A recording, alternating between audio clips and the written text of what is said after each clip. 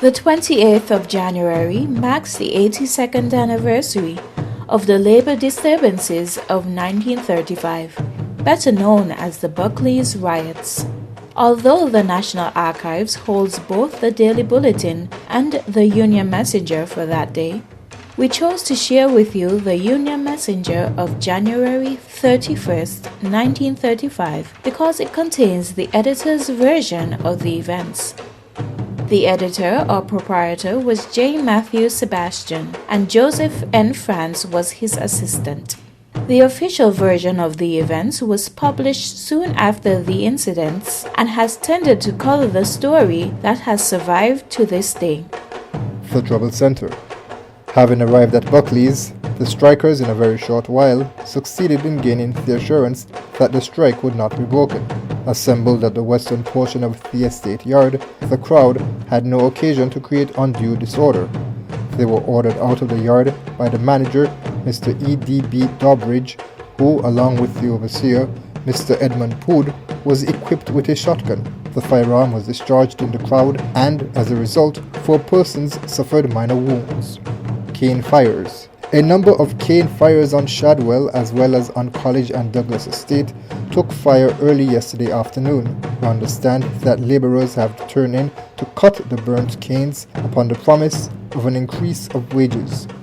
Much more detail came out in the trials that followed and that were often reported verbatim in the Messenger.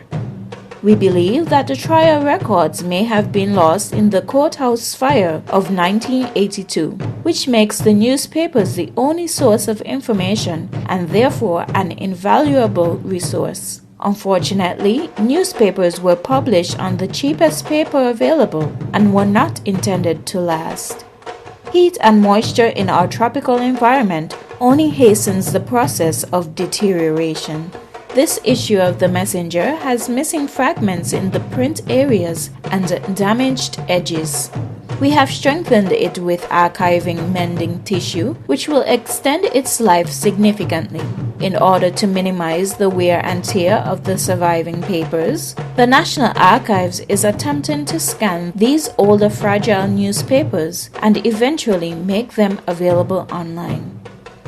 For more information on the Buckley's riots, visit the St. Kitts National Museum, located at the Old Treasury Building, Port Zante, or visit www.historicbastille.com. That's it for this edition of Gems of the Archives, Unearthing History.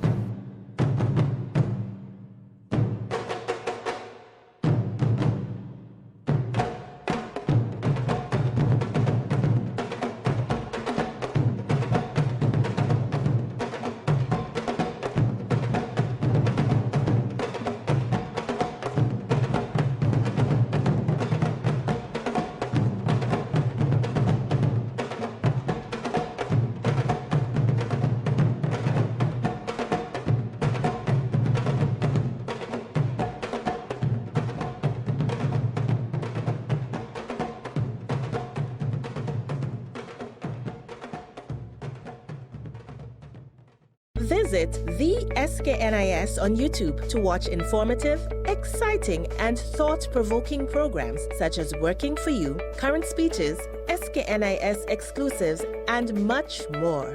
Hit the subscribe button to be alerted when a new video is uploaded. What are you waiting for? Head to the SKNIS and start exploring.